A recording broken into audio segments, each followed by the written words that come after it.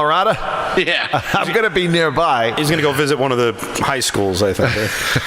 It's the only town outside of Denver I know is Littleton. Oh, man. We're going to be in Golden, Colorado. We're going to go horseback riding in Golden, Colorado, baby. And that's Coors Light, Coors Brewing Company, Golden, Colorado. We're going to be spending the day touring the Adolph Coors Brewing Company. Oh, baby. Nice one. Yes. Yeah, can't wait to do that. With our friends, no less. With our friends. And with the altitude, you get that little extra buzz. That's right. You're way up high there. The Mile High City. Oh, it is certainly the Mile High City. Who knows? Maybe we can catch a Colorado Rockies game, a Colorado Rockies contest while we're out there. And join the Mile High Coors Field.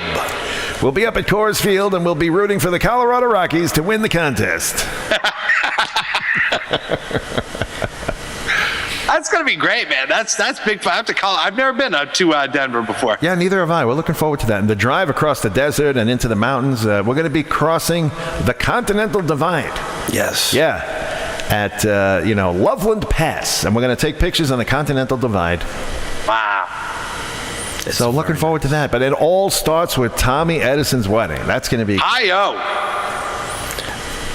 There was a scene in the movie Dumb and Dumber when they were trying to go to Denver, Colorado. Oh, really? I think it was, Aspen. They were trying to go to Aspen. And I think Jim Carrey's character fell asleep while he was driving and took a wrong turn and ended up in Iowa. And they thought they were going to, when they woke up, they thought they were in Colorado, and they were in Iowa. And I think Jim Carrey says, wow, these Rocky Mountains are pretty flat. And Jeff Daniels' character says, yeah, that John Denver was really full of shit, wasn't he?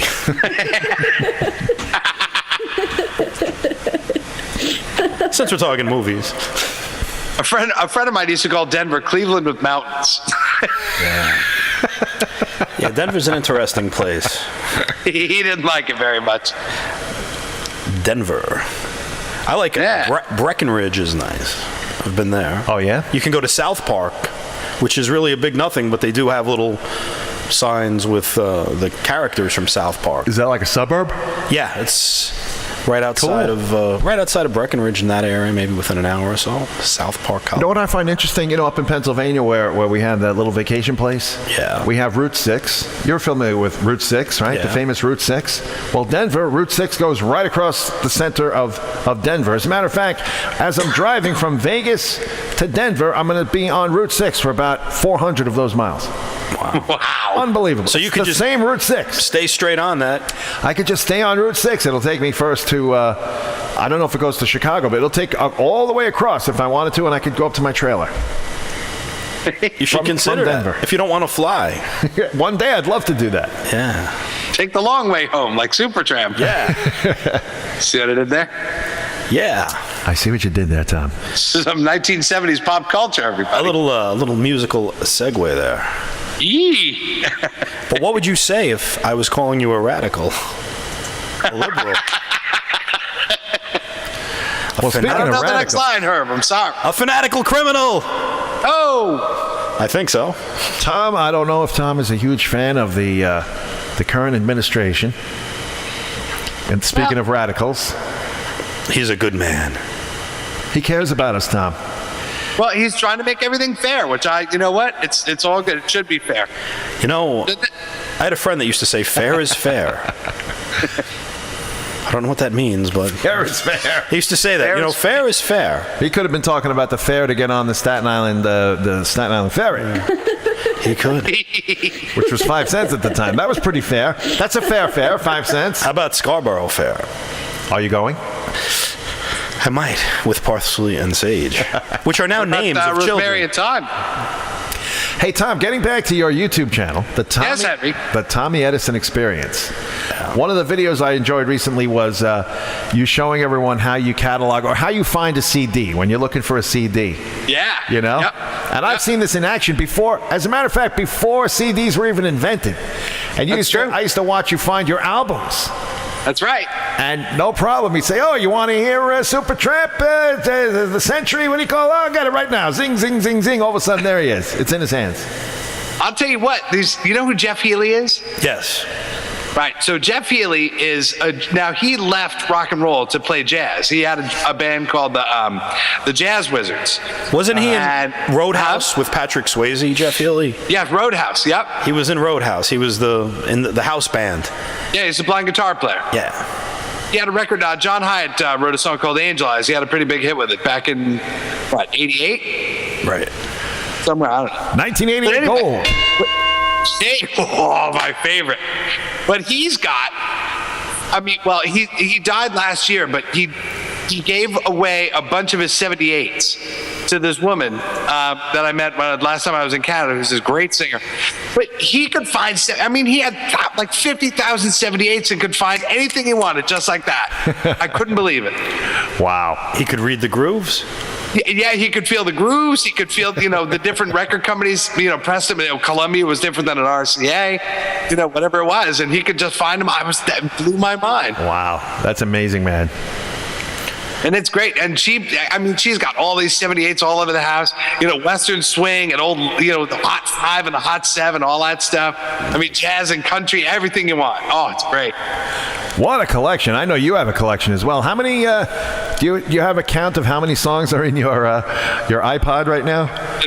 In my hard drive, there are about 122,000 tracks. 122,000. Oh, my goodness. Yeah, it's not bad. I'll have to bring it down. I'm going to have to come down to Jersey there for the for a Friday or Saturday night hanging, or during the week, whatever. You got to come down to Freehold, my friend. No question about it. We will have a special Gentlemen of Leisure edition whenever you come. I hope. It'll be. Now, how are you guys with the railroad? Where's the railroad compared to you? Well, if you're going to do the railroad, you're about 25 minutes away. Someone would have to come and get you. From where? What stop? Mattawan, I believe it's called, on New Jersey. Okay, that's on Jersey Transit, right? Yes, New Jersey Transit. Wow. All right. Well, it'd probably be easier to drive. We get a car for that, but. That's awesome, man. I can't wait to come down and see the place. Yeah, this summer should be a lot of fun. You got to come down, stay for the weekend. I'm ready. We'll do shows. Maybe we'll have a pool by then. Who knows? But we'll be hanging out. Now, how'd you guys do in the storm? Hurricane Sandy. I still have Hurricane Sandy damage, and I've been trying to make phone calls because I have 2 trees that have to come down, and I need a new roof. And I haven't gotten a penny. Who do I call, Herb? Do you think I should call FEMA? I think FEMA. Because I had a couple branches in my backyard, and I was going to call FEMA. My friend Tony Jockey, who was here yesterday, a couple of branches. Tony Jockey was here yesterday, lives on Staten Island, and he's gotten quite a sizable amount of money from FEMA, and because his basement had serious damage. Really? So maybe he could lend you some. I wish. And get a new roof. But we had. I guess we were out of power for 6 days here, but not as bad as Herbert. Herbert had a very traumatic time. Yes. A very traumatic time when Herbert was out of power for, how long was it, Herbert? It was about 3 hours. And I don't know how you did it. It was because they shut it off because they didn't want the transformer to explode, I guess. So I think they purposely shut it off. But what had happened was I turned the heat up to get the house warm, thinking power might be out for a few days.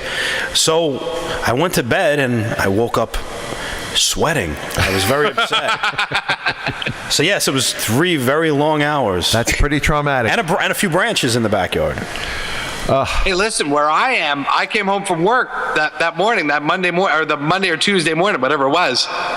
And the power was out here for about 20 minutes. It was very touch and go, very scary. Oh, that's horrible. I'm glad you made it, man. I'm glad I was worried about my cell phone. I couldn't believe, what am I going to do? Oh, my God. You should have a generator. I knock on wood, man. I'm knocking on my head, but where I live, the power never goes off. It's incredible. Wow, where I am in Freehold and where I was at my mother's house just a few miles away, the power goes off when a mosquito sneezes. That's all it takes. It's fun. I remember being up at the chief engineer's house when I slept over his house a few times. Our good friend Joey Reynolds. Yeah. And I remember we were late to a remote, one of the big WSTC remotes with the black box, that whole contest thing. Oh yeah. We were late to this remote because power went out in the middle of the night while we were sleeping out there in the woods of Connecticut. That's right, Joey did. He lived in the woods too, didn't he? He lived in the woods, baby. Now, what's he doing now? Is he still with CBS? No, he's got his own company, and they're manufacturing these really high-end internet audio processors, and they're doing pretty good. And they sound fantastic. Gymnasium has given the thumbs up on the processing and the way it sounds. Really? It's good enough for gymnasiums here, huh? Yes, Gymnasium has approved the codec. Nice. The codec indeed. But yeah, we'd love to have you guys out here, Tom. Yes. Dude, anytime, baby. I would love to come down. We'll get a car. We'll steal a car. You got one of those zip cars, you know? They have these zip cars all over the place. I know. I don't know if they have one near here. I got to find where the nearest zip car location is, because that'd be great. Oh, you got to have them up there. You got to have them. Yeah. They're probably in New Haven or Bridgeport. There's probably not any in my town, but I don't know how that works, Herb. Do you know how these zip car things work? Like, they park them all over the country. And when you want a car, you just like go on the website, and I don't know where they tell you to get the key, and all of a sudden you got a car. yeah, and then you keep it, and you can just drop it off somewhere completely different, and it's all good. Else you tell me, I left the car here. They tell you where to put the key. Oh, and never heard crazy. of it. It's a great little thing. You don't own a car. I thought maybe they had like an off-the-boat Italian gangster drove you around in the zip car. That's a zip gun. A little different than the zip car. I'm sure they're going to have zip guns at the Las Vegas mob experience. That's where they're going to have zip guns. The zip gun. Oh, baby. Well, by the way, I want to let everyone know if you'd like to join in on the conversation, the phone line's open. The Hank Hayes party line is open. If you want to join in, you could dial 732-333-8973. That's right, 732-333-8973. Or you can even Skype. We could try this out. I don't know if it works. If you could have 2 Skype calls at the same time.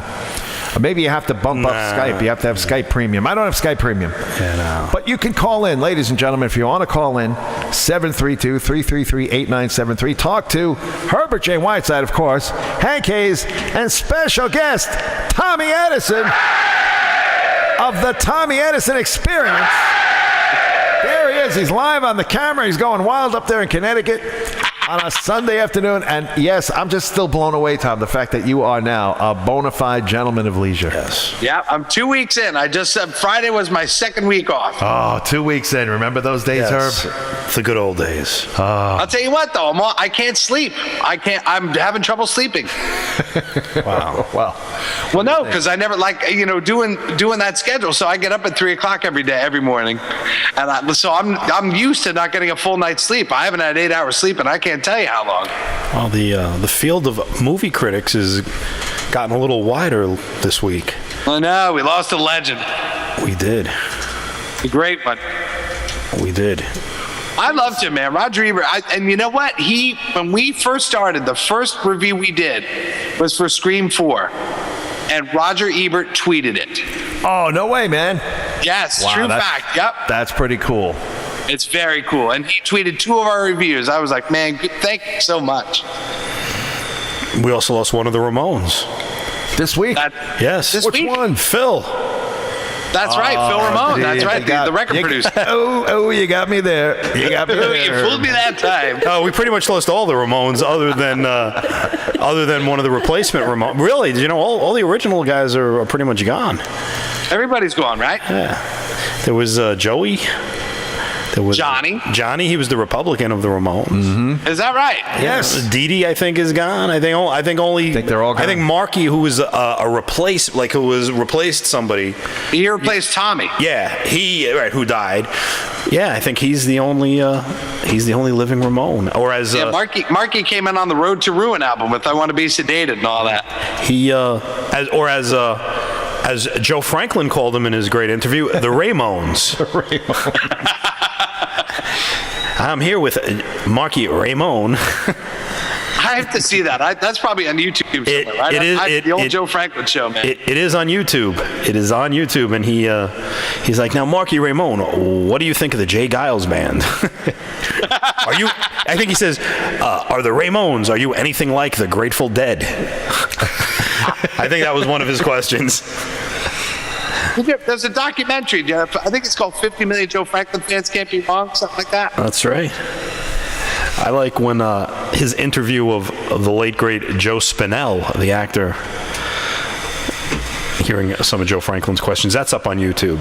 You know, it's funny talking about Joe Franklin. Mrs. Hayes and I, hanging out last night, we were talking about Joe Franklin because we went to the Danny Styles. Anybody? Yes, he passed away. Yes, I love Danny Styles. You're a vicar of vintage. We went to a couple of Danny Styles birthday parties, which would be held every year at John's Pizzeria in Manhattan. And Vince Giordano's orchestra would play, and there were tons of celebrities there. Tons of celebrities. One of them, Joe Franklin. And Joe Franklin fell in love with Mrs. Hayes. Love at first sight. Yeah. He tried to steal Mrs. Hayes away from me 2 times, Herb, on 2 separate occasions. And when he saw Mrs. Hayes and I were dancing on the dance floor with the band, the orchestra, and he cuts in. All of a sudden, there's a tapping on my shoulder, and I turn around, and it's Joe Franklin. And he takes Mrs. Hayes. He had the biggest smile on his face. He was like, "Come here, baby." And he wanted Mrs. Hayes. Wow. And he still wants Mrs. Hayes to this day. And Danny Styles is deceased. Yeah, Danny Styles passed away. Too bad. Is he gone? Yes. No more Danny Styles birthday parties for us. Have you ever been to John's Pizzeria? No, I have not. It's a pretty good place. It's in the theater district. It's got a balcony, a pizzeria with a balcony. That'll just tell you what kind of fantastic pizza's there. We still haven't made it to, what is that, Sophie's? We got to go. They the just Edison Hotel. He just had his 5th year. His 5th year anniversary. Vince Giordano and the Nighthawks. Yes. An 11-piece orchestra, Tom, that plays music from the 20s. Wow. It's fantastic. We should all do that sometime. That's something else that we got to put on the list. We're making lists now, Tom. Let's go. I'm on that list. Let's go. So Tommy's on. When you become a gentleman of leisure, as you are, you start making lists. All the things that you have time to do now. That's right. So our list is growing and I can already. Stay up on. Look, it's Sunday night, and I'm not freaking out about going to bed. That's right. You used to have to go to bed way early. But we have to start doing some of the things we put on the list. That too. Because we cannot save time in a bottle. No, we can't. Oh. The great Jim Croce, everybody. Yes, the great Jim Croce from Philadelphia, Pennsylvania. Is that he's a Philly guy? I always thought he was Chicago. He's Philly. Huh? He was a Philly guy who went to Villanova. Wow. When he decided to go into music, his very ethnic Italian father said, "Yeah, you go into music and you'll be a bum." Wow. Yeah. It was a good career move, though. That plane crash was a good career move for Jim Croce. He went solid gold at that point. He did. He had like some of his big Otis Redding too. Otis Redding, I think, it only made it to like number 22 on the pop chart. Dock of the Bay was number 1 for like 5 weeks after the crash. Posthumously, yes. Yeah. I think Jim Croce though would have been a lot more prolific, and really, if you listen to his albums, every song was good. You know, every one of his album tracks, they were really good. No, he was good. You know? But you know what? But I don't know, though. He wasn't that big. He was a much bigger star after he died. I mean, that was a good career move for him. Yeah, no, it was... it was huge. I like saying that. I can't help it. It was huge. But that is a great career move. I know. For the most part, look at Michael Jackson. Great career move. He was pretty popular before he expired, wasn't he? Yeah, he was, but all the allegations, all the everything all went away after his death. Wait, yeah, it's a little hard. Herbert J. Whiteside was never convinced that Michael Jackson was guilty. He always defended him. No, I didn't. That was John Travolta I defended. Oh, that's right. I forgot. And I think I was wrong with that, by the way. I had someone give me some further information from behind the scenes, and I might have been a little premature in my defense of John Travolta. But yes, Whoopsie. I defended John Travolta because I was thinking, you know, I didn't care, number one. And number two is I'm saying, well, who are the people making what did he do? You know, you look at a guy who's a celebrity and you're saying to yourself, well, supposedly he propositioned some guys to give him massages or go a little further. I'm thinking and then they're suing him for millions of dollars and they're masseuses. It didn't all add up with me. And then, I know the stories that were in all the papers. I was pretty convinced.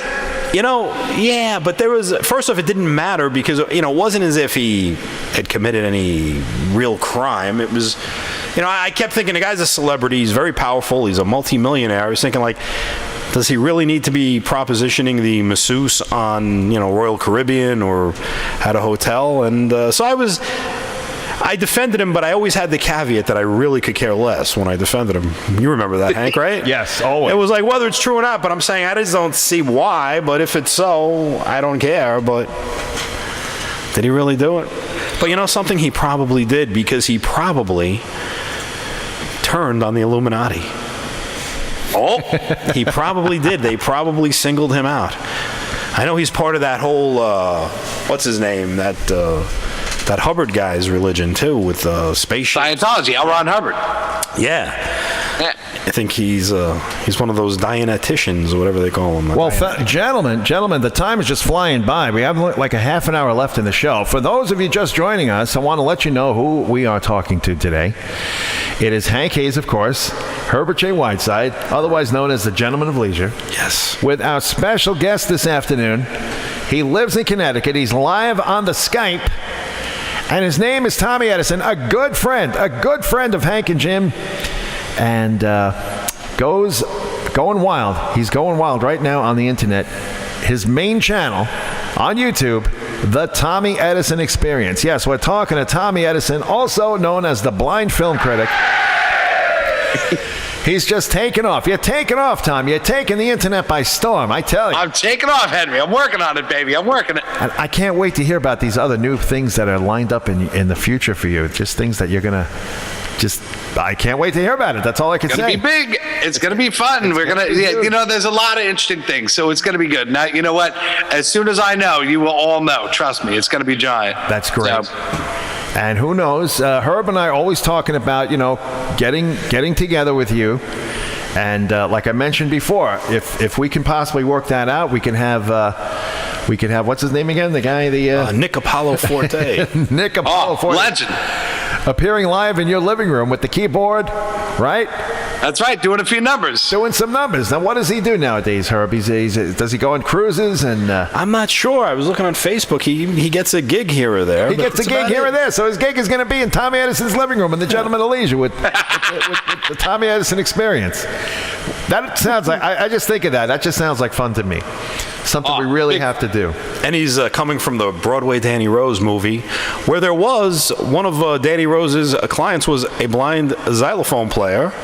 That's right. And a one-legged tap dancer. I like the ventriloquist who was so bad he was getting booed at kids' parties. That was Barney Dunn, the stuttering ventriloquist.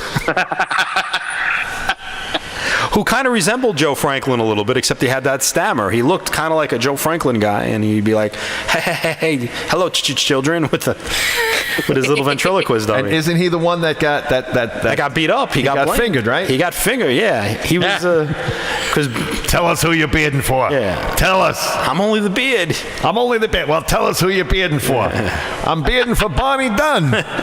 Next thing you know, poor Barney Dunn gets his thumbs broken. Yeah, I'll show you. Yeah. You're going to be a good ventriloquist without any thumbs. That was a great film. Oh, it was a terrific film.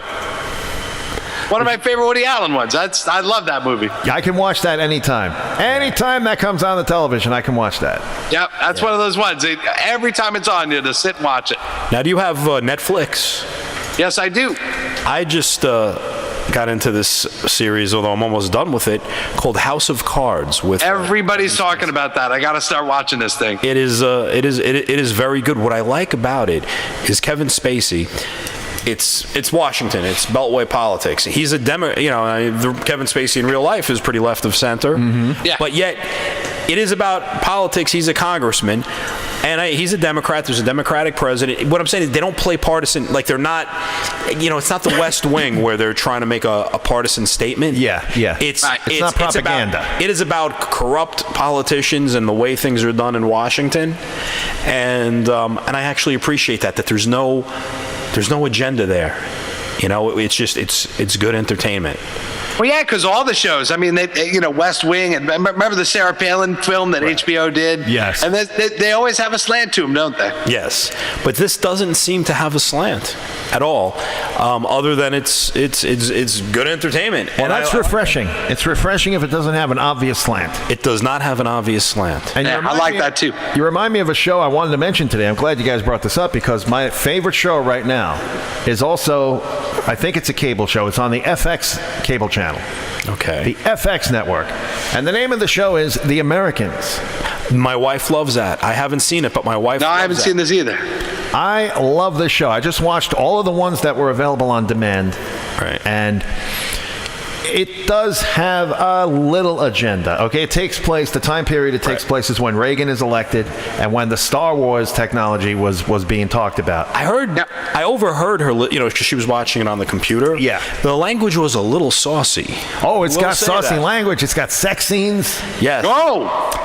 But it's basically about these KGB spies that live in Washington, D.C., and they live across the street from an FBI agent who happens to be going after there's a lot of KGB activity in D.C. Yes. And he has no idea that he's befriended these KGB, sleeper cells. These operatives. And, and it's just so interesting and it's so well done. And the only hint, and it's an essence of propaganda, of a slant, is that it basically it makes you root for the KGB. They're in every episode so far, the KGB, the Russians are trying to prevent World War III because naturally Ronald Reagan would love nothing better. As we all know, Ronald Reagan got elected. His primary reason was because he wanted to bomb the Russians. Right. But it doesn't get in the way. Right, like... Luckily, it faded away. Like there was that hit song by that political genius Sting. I hope the Russians love their children too. Yeah. And of course, he says, I know anytime I've heard it on the radio, he goes like, he says something about Mr. Khrushchev said we'll bury you, but then his next verse is, Mr. Reagan says we will protect you, and I don't subscribe to his point of view. And anytime it comes on, especially in public, I go, but Reagan was right. He protected us. He did. You're wrong, Sting. Well, I'll tell you though. And as it turns out, Russia was like a third world country in those days. Right. Yeah, we didn't even know. But it's really a well done show, Herb. You could probably get into it. Mrs. Whiteside saw every episode of it currently. It's a good spy story. There's a lot of intrigue, and the tension builds because this one doesn't know about that one. And like I said, the Russian spies are friends with the FBI agent, and they can overhear different conversations he has, and all this fantastic You stuff. must also see House of Cards. I'm going to definitely check it. Now, remember, there's only two. There was only two Netflix original series. Oh, wow. Lilyhammer Yes. and House of Cards. Tom, did you ever hear of Lilyhammer? No, I never watched this one. What's this? Herb told me all about it, and I just said before Herb, I want you to tell Tommy, but I want you to know something, Tommy. Herb told me about Lilyhammer. When I finally made the time to sit down and try and check it out, I watched all 8 episodes. All 8 episodes in one night. I couldn't stop watching. Yeah. Wow. So go ahead, Herb. It is Stephen Van Zandt, I'm going to say basically reprising somewhat his character from The Sopranos. Okay. Playing a guy named Frank the Fixer Tagliano, who relocates in the witness protection program to Lillehammer, Norway. And yes, when I watched it, I immediately grasped the fact that they want you to consider this could be basically the story of what happens, a continuation of The Sopranos. Right. And he's the fish out of water, and he seems to basically turn the people in Lilyhammer around to his way. Did you mention he actually turned state's witness against his boss, which in the last show was Tony Soprano. Right. But I guess they didn't get the conviction, and then they had to put him in the witness protection program, and they asked him, where do you want to go? And they think he's going to say, Scottsdale, Arizona or something. Right. And he goes, I want to go to Lilyhammer. And they look at him and say, Lilyhammer? What the hell is in Lilyhammer? And they said, what is that, Sweden? And he goes, it was beautiful in the Olympics. The Olympics. Yeah. And and then it's a Norwegian-produced television show that Van Zandt writes with these two Norwegians. So you start understanding Norwegian after a while. Yeah, because it ran in Norway, right? Right. In Norway, it's in Norwegian, and Stephen Van Zandt is subtitled. Right. But in America, everyone else is subtitled. Right. Because it's mostly in Norwegian. Now, if you're visually impaired, do they have closed captioning that you can hear? No, I don't think so. But they may. I don't know. Interesting question. So you might have to watch that with the wife or someone who can then I might have to. tell you what they're saying in Norwegian. Or you might have to come down to Freehold and have a Lillehammer, Yeah. what do you call it, marathon? Well, with your old buddy, your old broadcasting partner, Hank Music Hayes. You get Oh, Hank Music Hayes. You bring that the- radio legend. bring the booze and we'll get Lily hammered. There you go. That's the key. Matter of fact, bring Lily and we'll get her hammered too. Lily. But it's a great show, Tom. I can't wait for the next installment to come out. Hopefully they're filming it. Oh, that's nice. why Van Zandt took a hiatus from the Springsteen tour. And I guess Nils Lofgren is doing double duty. And so they're filming it now, and hopefully, I guess in the winter. Maybe, But it's so fall. entertaining, Tom. This mobster, this New Jersey style mobster, Oh, that's great. goes and becomes, they give him some fake identity. They drop him off in Norway. Yeah, Giovanni Henriksen. It's 20 below degrees is the average temperature every day there. And he decides that he's going to convert a Lillehammer to Vegas, basically. He opens a strip club, doesn't he? Not a strip club, but he opens a club. He's going to be. opens But a we don't want to club. give away the whole thing okay. here. We're giving away the whole series. Well, now. then it's so every show is jam packed with fun and excitement and frolic. I just got Mother Whiteside addicted to it. I had her watch. Mother Whiteside is watching Lillehammer. Yes, and Nice. hopefully she'll start watching House of Cards after that. Oh, I'm going to check that out, man. Me too. Absolute. This week is going to be House of Cards. House of Cards is Kevin's Spacey. I was actually calling him Spacely for some reason. I was Well. confusing it with With the sprockets. with the Jetsons. Jetsons. But it's Kevin Spacey, and it is Sean Penn's ex-wife. Ooh. Yeah, I can't think of her name either. I know who you're talking about. Not Madonna. Robin something. No, Not right. Madonna. Oh, I thought it was Madonna. No, Robin Wright, I think it is. Right is the right answer. Yep, Robin Wright. Robin is the right answer. Now, And- Kevin Spacey, like you said, he's left of center, but I still like him as an actor. Yeah. Still Hey, he's entertaining. good. Yeah, he's an excellent actor. Yeah, he's very good. People on our side of the fence, Herb, I find, we're able to I'm no longer to put aside. I'm no longer on any side of the fence. I decided At the time, I know we are more able to put aside the other person's political Right. problems, and still enjoy them as an artist, musical actor. Right. But the other people, the other side of the spectrum, they don't want. They don't wanna hear blacklist about you. it. They blacklist you. They do. They blacklist. Isn't that you. amazing? But I've decided it's all pro wrestling. I really believe that. I feel arguing politics is like arguing the difference, between who won. Well, as a gentleman of leisure, you want to avoid arguments, I really do. especially political arguments. Well, and it's like arguing the difference between like Coke and Pepsi. Yeah. Especially. You're never going to have a winner there. Especially when you can put your emotional heart and soul into the outcome of an election, and it doesn't matter. They, if the person you're rooting for wins, they, in my whole lifetime, have almost always greatly disappointed me, to the point where I'm like, what? And then if the other side wins, it's never as bad as I think it's going to be. Although sometimes it gets pretty bad. So, it's like I said, it's when the game is rigged, but yet you're still arguing about who's going to. It's kind of like putting Rocky 1 on, and we start taking bets on who's going to win. No, but I think in this one, Apollo Creed is really, or this one, I think he's going to knock him out in the third round. It was the best. Remember in the old days, they used to tape delay the Indy 500, and it was always fun to try and make a bet with somebody who hadn't heard the result yet. Even the hockey games in the Olympics, when we played the Russians, that was all on tape delay. People didn't realize that. Yes, it was. Yep. The what is it? The Miracle on Ice or whatever. Miracle on Ice back in 1980. Yeah, that was all tape delayed by like 8 hours, 9 hours, something like that. See, thank goodness though for the multicast. And I remember they tried the multicast years ago and it failed, but now they've got the Olympics on 100 channels and you can watch everything live all day. It's great. I never got into the Olympics. I did. Me neither, but for those who do. Yeah, or the shows or any. I'm really bad when it comes to that. The first Olympics I got into was '72, and I was there for the whole Munich thing.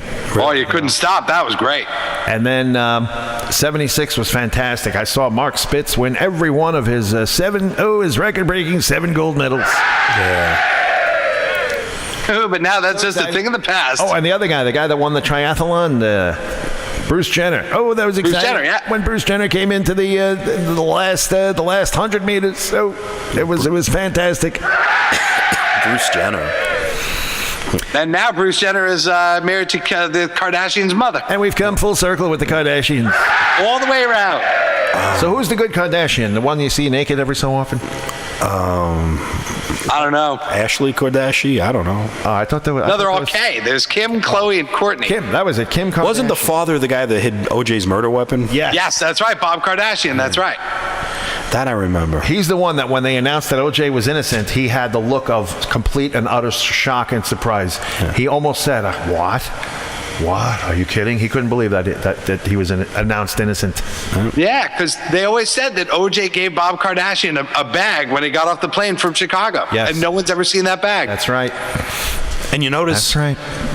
Bob Kardashian, karma got him, Johnny Cochran, everybody but Shapiro. And OJ, karma got him. Karma got him. That's right. In Las Vegas. There should be a Karma Kardashian. That would be a good name for one of them if they're all K's. We should re-record that. The best song. though is watching TV over. If you watch Pix 11 in New York, yeah, they have commercials for Johnny Cochran's law firm at like 3 or 4 o'clock in the morning. And they show our founder, Johnny Cochran. He believes in helping the little guy. He believes in getting the guilty off, away with murder. If you're a murderer and you want to be released and avoid jail, come and follow the legend, Johnny Cochran. Well, I love OJ, but didn't he do a book that said, like, well, if I did do it, this is how I did it? Yes. Yeah. Yes, he did.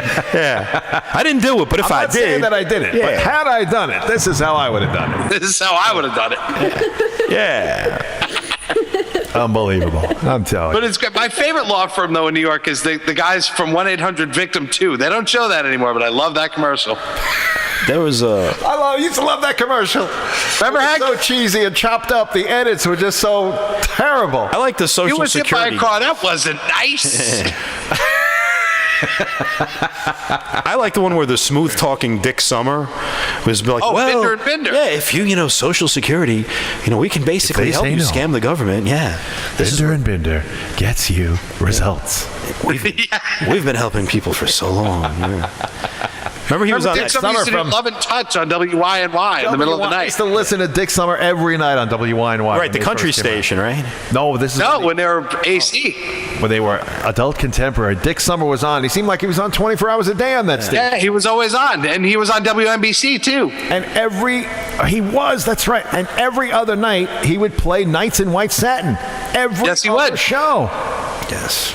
And then he would play Mouth versus Ear. Remember that trivia game that they used to play? Yes. Oh, my God. Well, you do remember when YNY went country, though, right? Kicks. Oh, sure. What was it? Kicks something? Oh, no. No, that was Light FM went to, RVR went to Country Kick. They were WKHK. Yeah. Kicks 106. YNY right? in the 70s went country, and they had, I can't think of, Jesse. That was Dick Summer. Yep, Jesse was on. Randy Davis was on. The other guy, Dandy Dan Daniels. Dan Taylor, yep. Dan Daniels was on YNY. Dandy Dan Daniels. Yeah. That's right. And Lisa, I forget her last name, but she did night. She was pretty good. Wasn't that WNBC FM? Yes, it was. Remember when they were automated and they were the rock pile? Yes. I used to like that because no one was talking up the records. It was cool. Exactly. And the automation would go kablooey every so often, and you just crack up. It was great. That's when nobody cared about FM. I'm telling you, man. I tell you. How great is it now? There are 2 sticks in New York, 2 FM sticks that are broadcasting in mono, 24 hours a day. Which ones? 98.7 and 101.9, both the sports stations. Sports on FM. Oh, please. I don't know why you wouldn't have it in stereo and run the games in stereo. It'd be so great. Of course. Hank, you're probably the only person that would know this, but I think you heard it with me on KDKA in Pittsburgh. They used to run Pirates games in stereo on AM. Yes, I remember you pointing it out to me. We'd listen to it, and it was done the right way. It was wonderful. It sounded so good. The crowd in stereo. Yes. Hi-fi stereo. Speaking of Pittsburgh, I tried out for a part in a motion picture that they're casting for. and it's taking place in Pittsburgh in the 1970s about the mob. Wow. Yeah, how did that go? Wow. I'm sorry I missed that, man. Yeah, it's it's based on a book called Drummer for the Mob, and a very professional casting. It seemed to go well. I have no idea what the outcome is going to be. But you had a good time, though. Oh, I had a great time. Great time reading. Excellent script. You know, they hand you what they call the sides, and I like that. and they call it the sides. So I had to stand on the mark, and they had the camera going, and they back and forth with the author, and I had luckily studied a Pittsburgh accent on YouTube, and I had no idea whether it was good or not. But the author, who was from Pittsburgh, said I was spot on with it. So I thought, Dude, that's great. I don't really look like a mobster, but I guess a little makeup and some hair dye, and you never Well, that's know. the nice thing about professional casting directors. You know, they know what they're looking for, and if you fit, you get a callback. Yeah. That's right. And that's a beautiful, beautiful thing. They get you all the clothes and all the gear and everything, and whammo, you're a mobster. Yeah, it's actually yeah. I mean, and these are all paid roles. It's interesting when you get a casting. It's professional paid roles, or they had it all very well-oiled machine. They had it very well organized. But I was enjoying it. I actually was enjoying reading the parts. Reading the sides. Reading the sides. Yeah, I was reading the sides. I like that they brought that expression back. See, at the end of the photograph record, I thought the expression "side" was going to be gone, but I'm glad it's still around. That's true. Tommy Edison, you were the first person that I knew personally that owned a compact disc player. Yeah, I remember I had an old, what was it, a Fisher, I think, who made it, Fisher, right? and I know you paid a lot of money for that, or at least it cost a lot of money. It cost a lot of money, yep. Do you remember at all what the price range of that thing? I don't. It was a present. Like my mom or my aunt or somebody gave it to me. But I remember for the longest time I had 4 CDs and that was it. I remember that. And it was I went to your house one time specifically because you were going to play a CD for me. Can you imagine this? That's right. And I think And now I don't even use them anymore. I don't even have a CD. Well, there is one, but it's not connected. But it's all the music that's on the hard drive now. yes, isn't that great? Kids, they don't even put the CD anymore. That's old already. That's What about the DATs? Remember? That's The DAT tapes. But Tom, I remember you telling me it was something like $600. That CD. Yeah, it was a lot of money. It was humongous, $600. It probably had one laser, one. Yeah, it was a big giant machine, and it had an index button on them. Remember that no CDs had indexes, Exactly. Wow. but except jingle compilations had index marks Oh, that's funny. for every cut. Yeah, it was great. Listen to a CD. It was like, whoa, we're listening to a compact disc. Wow. Look, And now everybody wants vinyl again. it's true. I always laugh that in a lot of the hip hop records, they put the sound of vinyl in, and their audience has never heard vinyl. I don't get it. Exactly. They're too young. They don't know what vinyl was. Yeah. Right? It's weird. It doesn't make any sense. So speaking of hip hop, what's your favorite current music nowadays? Anything good? What am I listening to? I listen to a lot of dance music, a lot of hip hop. I like the new the Lil Wayne album is pretty good. I'm enjoying that. What else am I listening to? I'm trying to. I'll tell you what. I got the new Justin Timberlake album, and let me tell you something. I don't like it. You know what? Justin Timberlake, he puts the sound of vinyl, the record in the groove on almost every song Every track, yeah, that's Timbaland, the guy who makes his records. But I'll tell you what, man, I don't get it. I had 7 or 8 minute tracks for this kid on this album. Ooh, boy. Well, let me ask you this. I tell you about my favorite song right now, and it's pretty high on the charts from what I understand. Which one? It's by a guy named Macklemore. Oh, the Thrift Shop. Thrift Shop. That's I keep singing that to Mrs. Hayes every time we're in the car. It's a great record. Thrift Shop. I don't know How do you like all the acoustic music that's out, like Imagine Dragons and the Lumineers, Mumford and Sons, and all these Lumineers. guys? I know the Lumineers. Yes, they're pretty damn good. I don't know any of these groups. Well, Thrift Mumford Shop and is Sons a is good nice. song. They even have a banjo player. I like those guys a lot. A banjo, that's right. Thrift Shop is a good song about a white guy who goes to the thrift shop. He's making a social. Can't talk today. He's making a social statement about how all the guys, everyone buys a $55 shirt, buying it for the label to try to get the chicks. And he says, screw this. I'm going to still get you don't need the label to get the chick. And he goes down to the thrift shop and he buys a shirt for 25 cents. And he picks up a chick And at he the gets thrift the shop? chicks. Even though the shirt smells like urine, he still gets the chicks. It's a great record. That's a great record. Then there's this other record that I love. I was playing this for Mrs. Hayes yesterday in the car. I really can't say all the lyrics, but the basic gist of this one is that the guy, he says, it's all about he doesn't care about the haters as long as his bitches love him. You know that one, Tom? As long as my bitches love me, I don't care about the haters. And you can't. You really can't in life. It's a good philosophy in life. It really is. You cannot care about the haters. Right. If the bitches love you, why would you even think about the haters? That's what he says. I don't give a darn. He basically says, I don't give a darn about the haters. No. As long as my bitches love me. Exactly. You know something? I can't fault that logic. I don't give a darn about the haters either. I don't either. That's my two favorite songs right now. Yeah. I can't play either one on the show. The lyrics are too graphic, especially the first one when you go down in the only problem to the thrift shop. What happens if the bitches and the haters hate you? Well, he says, as long as my bitches love me, right. I don't give a darn. I don't give a second thought about the haters. Yeah. That's the lyric. But there are those guys out there that neither have bitches or haters. Or maybe they have haters but no bitches. Then what do you do? But that Macklemore, Tom, I'm a pop some tags. They got $20 in my pocket. So good. $20 in my pocket. Oh, it sounds like the Kingfish from Amos and Andy. It is. I don't know. Hello there. I got $20 in my pocket, Amy. And then he said, "This is so gosh darn cool. This is pretty awesome." This is pretty Is that awesome. like that Biz Markie guy? Nah, Biz Marquis, I love Biz Marquis, man. That guy was great. Now, did you know, Tommy, I I was an assistant engineer for early hip hop. And I worked on like Africa Bambaataa, Soul Sonic. No kidding. I worked on all that stuff, yeah. There's a lot of stuff that's out there that I was an assistant on. There's a few things that I actually got credits on, which was rare then on the 12-inch singles, but there's a few that they would actually put my name on there that are out there. But yeah, my boss. Did you make Soul Sonic Force, or did you?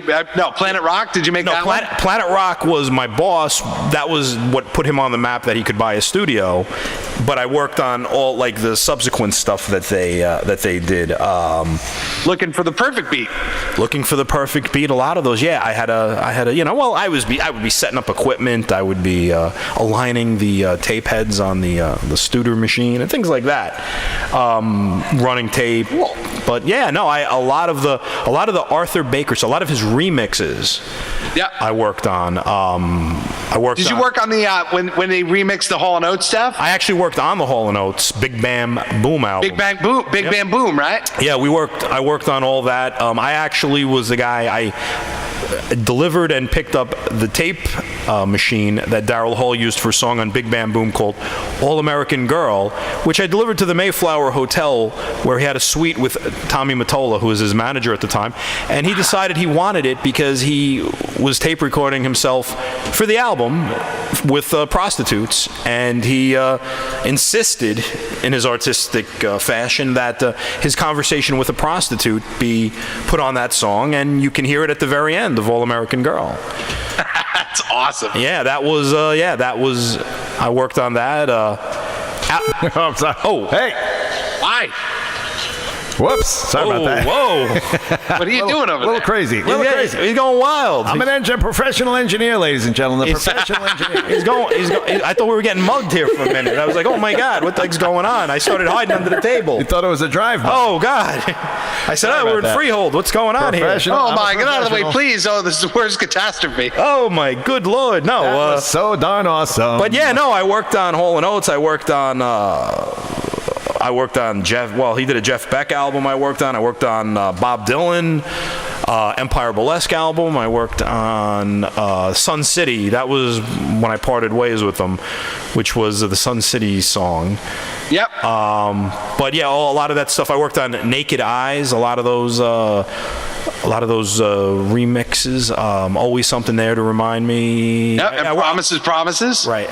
I didn't work on Promises, but I think that that was one of the early ones, and a lot of other unknown stuff. A lot of unknown. We did the first Ronald Reagan rap album, which was called "See the Light, Feel the Heat," and I have a credit on that. That's a lot. That actually became a cult thing. That's up on YouTube. That actually was making charts in France like about a year or two ago. That's wild. But yeah, no, the early hip hop. A lot of the early hip hop guys, I remember when they started Def Jam, which was just Russell Simmons. He was looking for work. Yeah, like LL Cool J was his first act, I think, right? Yeah. No, I remember all those guys. And we did the movie, when I got hired, we were doing the movie Beat Street. Oh, yeah. That was just Even on I remember recently. Beat Street. Yeah, we were doing Harry Belafonte was always there. Yeah, Beat Street. And, he would... Baker would use. He had a lot of really good engineers that went on to other things. Andy Wallace, who is still a Facebook friend of mine, but he's a great remixer and has made a fortune remixing. He recorded Nirvana. I mean, he produced Blind Melon, a lot of those grunge groups. But a lot of his producers did a lot of that work, to tell you the truth. Well, That's what I always heard. Gentlemen, we're coming down to the final minutes of the program. We're being grabbed by the clock, as Bob Grant likes to say. Let me just... You did say clock. Yes, I did say... I said clock. Okay.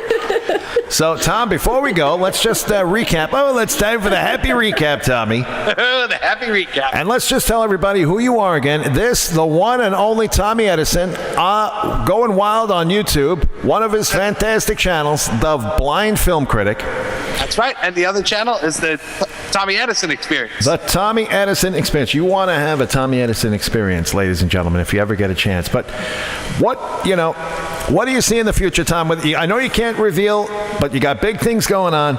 You're getting married in 32 days. Yep. I'm going to be there in Las Vegas with you when you get married. I'm going to witness this. It's going to be a party. It's going to be like the end of the world. It's going to be great. Me and Mrs. Hayes are going to be there to celebrate your fantastic day, you and Alana. Yep. And we're going to party hardy, baby. And then, of course, I'm going to be heading to Denver right from your wedding, right from your honeymoon. To Colorado. To Colorado. But You got to say it like they do, Colorado. Oh, Colorado. That's right. They do. I have a guy at work who comes from Denver, and he does say Colorado. Because we always say Colorado, but it's Colorado. They all call it Colorado. And that's what it is. I always say that. The people. But watch his stuff on YouTube and follow. Go to TommyEdison.com or BlindFilmCritic.com, and you can find out where to follow me on Twitter and Facebook and Instagram and all kinds of places. So follow. It's fun.